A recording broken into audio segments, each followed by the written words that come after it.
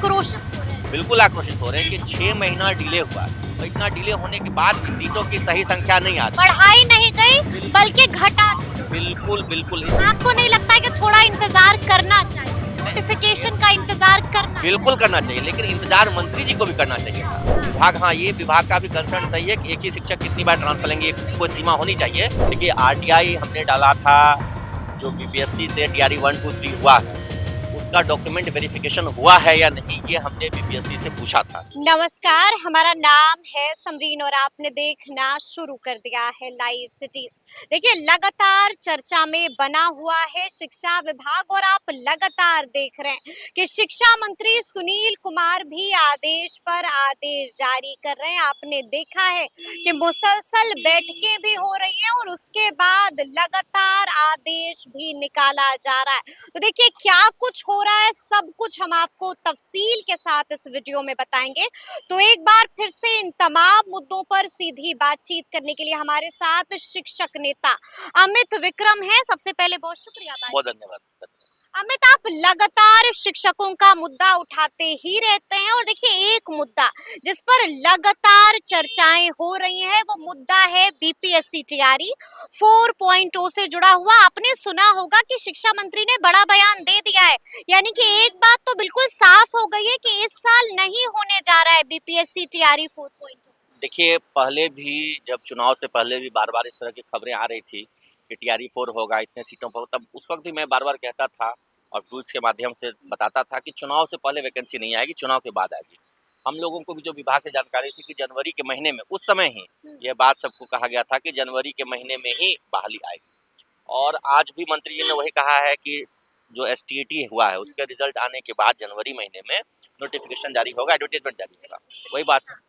लेकिन एक जो उन्होंने बड़ी आश्चर्यजनक और दुखद बात कही है, उन्होंने सीटों की संख्या को लेकर के आज बयान दिया है कि 25,000 के लगभग सीटें आएंगी, जो मेरे ख्याल से बहुत ही निराशाजनक है और छात्रों में निराशाजनक है। मुझे भी याद है कि सीटों की संख्या बढ़ाई जाए, इसको लेकर के आंदोलन हुआ था। बिल्कुल आंदोलन, लेकिन कुछ नहीं हुआ। देखिए, यही तो मैं कह रहा हूँ कि दुखद और आश्चर्यजनक है कि सीटों की संख्या को लेकर के पहले भी 27,000 सीटें बताई गई थी, उसको लेकर के बहुत नाराजगी थी छात्रों में और इसको लेकर के छात्र सड़कों पर उतरे थे, बड़ा भीषण आंदोलन हुआ था और छात्रों में बहुत आक्रोश था कि इतनी कम सीटें क्यों आ रही हैं जब रिक्तियां इतनी ज्यादा हैं।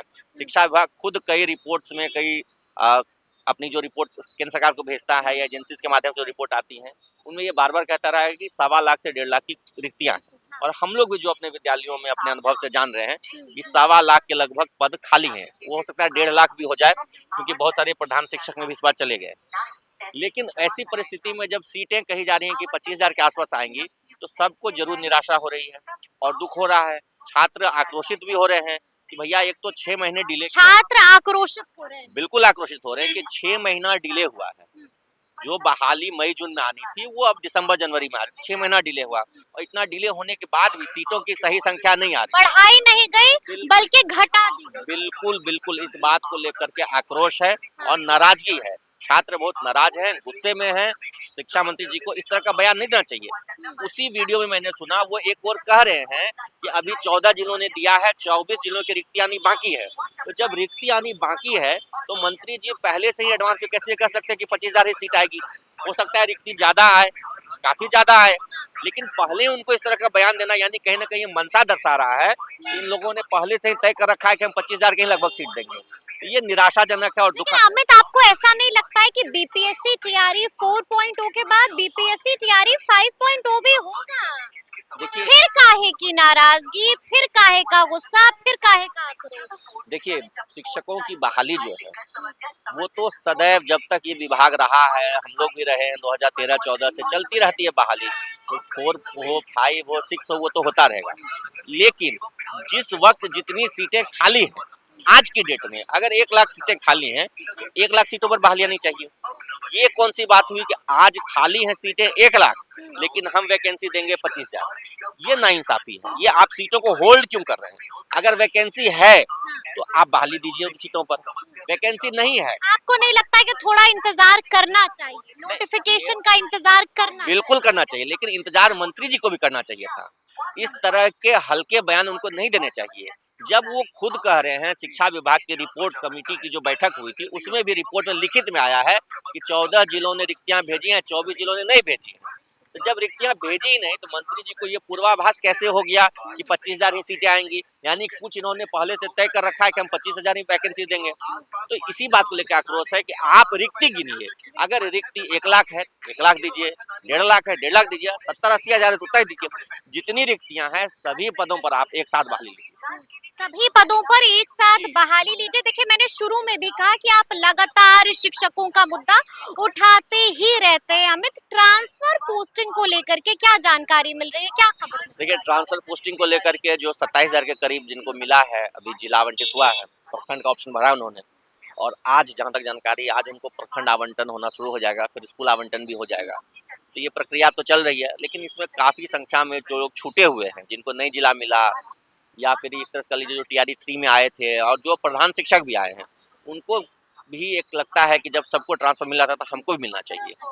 तो उनके लिए भी मुझे लगता है कि जो ट्रांसफर का सिलसिला चल रहा है इसको आगे जारी रखना चाहिए, और खासकर जो म्यूचुअल ट्रांसफर वाला सिस्टम था उसको बंद कर दिया गया है। उससे बड़ी नाराजगी। कारगर था म्यूचुअल ट्रांसफर? म्यूचुअल ट्रांसफर बहुत बहुत कारगर था।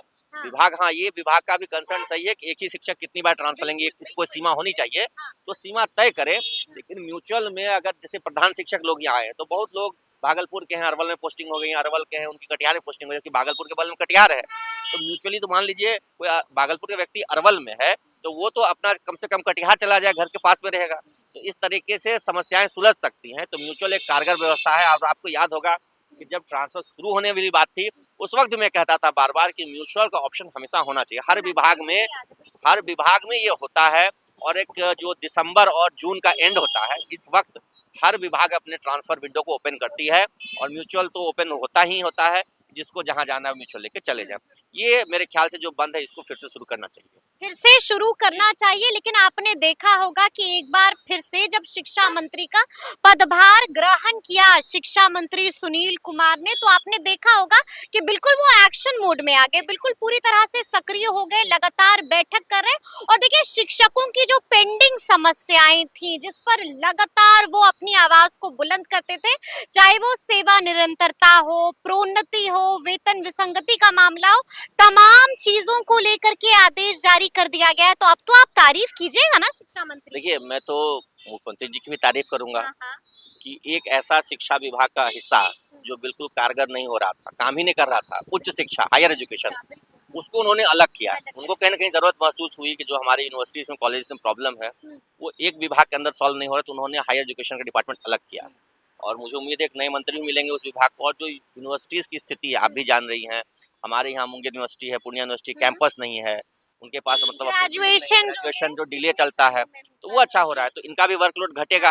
और शायद कहीं ना कहीं इनको ये मैसेज भी दिया गया है कि आपसे पूरा सिस्टम नहीं संभल रहा था, इसलिए हमने आधा आधा बांट दिया है। लेकिन पेंडिंग मांगों को सुना गया है, समस्याओं का समाधान मैं उसी बात को कह रहा हूँ कि जब ये मैसेज उनको मुख्यमंत्री जी की ओर से दिया गया कि आपसे पूरा विभाग नहीं समझ रहा है तो हम इसको बाइफरकेट कर देते हैं, तब इनकी नींद खुली है। अच्छा जी, तब इनको लगा कि नहीं जा, अब आधा विभाग तो हमारे हाथ से चला गया, तो कहीं ना कहीं हमारी क्षमता को लेकर के सवाल खड़े हो रहे हैं। तब इन्होंने कारगर तरीके से काम करने की शुरुआत की है, क्योंकि अपने फर्स्ट टेन्योर में बहुत इफेक्टिवली इन्होंने काम नहीं किया। जिस तरीके से अभी पिछले 2 सप्ताह से हम लोग देख रहे हैं, मीटिंग्स कर रहे हैं। लेकिन मुझे भी याद है अमित, मुझे भी याद है कि चाहे वो वेतन विसंगति का मामला हो या फिर जो है सेवा निरंतरता का मामला हो, प्रोन्नति का मामला हो, इन तमाम चीजों को लेकर के आदेश पहले निकला है। देखिए पहले क्या था ना कि लोग यहाँ पर जो आईएएस हैं, जो ब्यूरोक्रेट्स हैं, उनकी ज्यादा चलती रही है। आप हमेशा देखिए ना, 3 साल पहले जब चंद्रशेखर जी मंत्री थे तो के पाठक चलती थी। उसके बाद सुनील जी भी जब मंत्री थे तो एस सिद्धार्थ जी का बोलबाला रहता था। लेकिन अभी ये देखने को मिल रहा है कि वर्तमान में जो एसीएस हैं वो कैमरे से दूर रह करके, पर्दे से पीछे रह करके काम करना पसंद कर रहे हैं, और मंत्री जी आगे आ रहे हैं। तो ये एक वेलकम चेंज है। एक डेमोक्रेटिक सेटअप में हमेशा मंत्री को आगे रहना चाहिए, और जो ब्यूरोक्रेट्स हैं उनको अपनी भूमिका अपने जगह पर रह के निभानी चाहिए। तो जो पिछले 2 एसीएस रहे उस समय ने हमने मतलब कहिए कि अनवेलकम चेंज था वो, और अभी जो हो रहा है खुशी की बात है, वेलकमिंग चेंज है। अच्छा, आपने भी एक आरटीआई डाली थी, किस बात को लेकर के आरटीआई फाइल की थी और क्या कोई जवाब मिला, और क्या जवाब मिला ये भी हम जानना चाहेंगे। देखिए आरटीआई हमने डाला था जो बीपीएससी से टीआरई 1, 2, 3 हुआ है, उसका डॉक्यूमेंट वेरिफिकेशन हुआ है या नहीं, ये हमने बीपीएससी से पूछा था। ठीक है। बीपीएससी ने साफ साफ कहा है कि हमारे स्तर से किसी भी अभ्यर्थी का कोई डॉक्यूमेंट वेरिफिकेशन नहीं हुआ है। यानी कि टीआरई 1.0 का भी नहीं हुआ, 2.0 का भी नहीं हुआ, 3.0 का बिल्कुल भी बिल्कुल किसी का हम बीपीएससी की ओर से। बीपीएससी की ओर से कोई डॉक्यूमेंट वेरिफिकेशन नहीं हुआ। उन्होंने कहा कि नियुक्त यानी कि जो डिपार्टमेंट इनको नौकरी दे रही है उसकी जिम्मेदारी है कि वो जाकर के इनका डॉक्यूमेंट वेरिफिकेशन कराए। तो इस बात को लेकर के फिर हम लोग शिक्षा विभाग भी पहुंचे। ठीक है। ये देखिए हमने आरटीआई किया था और वहां से ये जवाब मिला है, यानी उन्होंने नहीं कराया वेरिफिकेशन, आपने भी स्पष्ट तौर पर नहीं कराया है। तब उन्होंने अपनी गलती स्वीकार की कि हाँ ऐसा हुआ है। और कुछ पैरेलली हाईकोर्ट में केसेस भी चल रहे हैं हाई डॉक्यूमेंट कोर्ट में केसेस भी जी चल रहे हैं, बहाली को लेकर के, सर्विस मतलब कुछ रूल्स को लेकर के, वेरिफिकेशन को लेकर के, ये सब को लेकर चल रहा है। तो उसका भी दबाव था, तब जाकर के शिक्षा विभाग की ओर से डॉक्यूमेंट वेरिफिकेशन का चिट्ठी निकला है, जिसमें टीआरई 1, 2, 3 तीनों के जो भी वहाँ पे पास कैंडिडेट्स हैं, जो टीचर बन चुके हैं, सबका डॉक्यूमेंट थॉरोली वेरीफाई करने की बात कही गई है। और ये भी एक अच्छी बात है, जो हम लोग काफी समय से चाहते थे, नहीं हो पा रहा था, उसके लिए काफी लड़ाई लड़नी पड़ी। हम सोचिए ना, मैंने आरटीआई किया, जवाब आया, फिर हम लोग लेके सचिवालय गए, कुछ केसेस हुए, ये सब प्रेशर पड़ने के बाद हुआ, जबकि ऑटोमेटिकली ज्वाइनिंग के साथ ही प्रोबेशन पीरियड के अंदर ही ये सब हो जाना तो था। पहला स्टेप था, ये नहीं हुआ था। ये अच्छी बात है। और अब जो फर्जी तरीके से आए हैं, फर्जी प्रमाण वो खबरदार हो जाएंगे और उनके लिए अब कहिए कि रेड सिग्नल है, जब उनको जाना पड़ सकता है। और हम लोग अपने स्तर से भी बहुत जगह जांच भी करवा रहे हैं, जहाँ शिकायत लगातार हम भी देख रहे हैं कि इसको लेकर के आप मुसलसल ट्वीट करते ही बिल्कुल रहते बिल्कुल हैं। एकदम एक्टिव हैं इसको लेकर के। हाँ। और ये हम लोग करवा रहे हैं लगातार इसको कि कंप्लेंट डालना, लोक शिकायत में डालना, विभाग में कंप्लेंट डालना, ये सब कर रहे हैं ताकि जो फर्जी आए हैं दूसरे राज्यों से, गलत आवासीय जाति बना के आए, उन लोगों की छटनी हो सके। जो योग्य अभ्यर्थी हैं हमारे बिहार के, जो छात्र नौजवान हैं, उनको उनका हक मिल उनकी अनदेखी ना हो, उनको उनका हक मिल सके। एक अंतिम सवाल है मेरा, आप कोर्ट के एक आदेश का भी जिक्र कर रहे थे अमित, और आप कह रहे थे कि ये आदेश महत्वपूर्ण आदेश है। क्या कहा गया है इस आदेश? देखिए, ईडब्ल्यूएस कैटेगरी में जो रिजर्वेशन मिलता है 10% का, उसकी कहीं ना कहीं अनदेखी हुई टीआरई 3.0 में। अनदेखी हुई है टीआरई 3.0 में? टीआरई 3 में अनदेखी हुई। पहले जो 10% सीटें थी और जो आरक्षण का दायरा घटा, पहले 65% था कास्ट कैटेगरी रिजर्वेशन प्लस 10% था ईडब्ल्यूएस रिजर्वेशन, लेकिन जब वो कोर्ट के आदेश के बाद 65% घट के 50% हुआ, तो ईडब्ल्यूएस रिजर्वेशन भी 10% से घटा के 5% कर दिया गया। और उसी 5% रिजर्वेशन के आधार पर यहाँ पर परीक्षा हुई और बहाली हुई।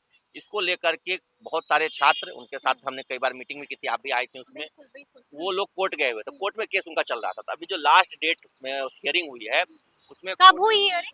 पिछले सप्ताह हुई है, ठीक है।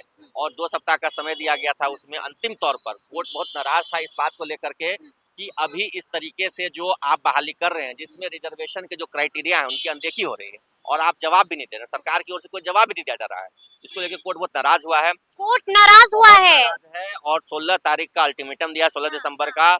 और इस शिक्षा विभाग को, और इस जजमेंट से टीआरई 3 का रिजल्ट प्रभावित होगा। इस जजमेंट से टीआरई 3.0 का रिजल्ट प्रभावित हो सकता है? बिल्कुल प्रभावित होगा, क्योंकि जो रिजर्वेशन कैटेगरी अगर कम किया गया है, 10% के लिए 5% डबल्स को दिया गया है, तो वो तो रिस्टोर करना पड़ेगा, 10% देना पड़ेगा। तो जो रिजल्ट आया है वो तो संशोधन करना पड़ेगा उसके, इसलिए प्रभावित होगी। कितना वक्त दिया गया है जवाब देने? 16 दिसंबर का डेट है, उस दिन सुनवाई होनी है। 15 नंबर रिटेनिंग द पोजीशन उसको लिस्टिंग की गई है कि 15 नंबर पे ही दोबारा इसको हम सुनेंगे। आज 10 हो गई और 16 को जी बिल्कुल 16 को सुनवाई होनी। जवाब तो उसे 1-2 दिन पहले दिया जाता है, 16 को सुनवाई होगी। और पूरी उम्मीद है कि इसमें जो अभ्यर्थी हैं उनकी जीत होगी। अभ्यर्थियों की जीत हो सकती है, तो सुना आपने क्या कुछ बताया है शिक्षक नेता अमित विक्रम ने। तो फिर ये पूरी चर्चा, पूरी बातचीत और पूरा वीडियो आपको कैसा लगा है, कमेंट करके हमें जरूर बताइएगा। तो ऐसे तमाम अपडेट्स के लिए बिल्कुल ऐसे ही हमारे साथ बने रहिएगा और देखते रहिएगा लाइव सिटीज। बहुत शुक्रिया।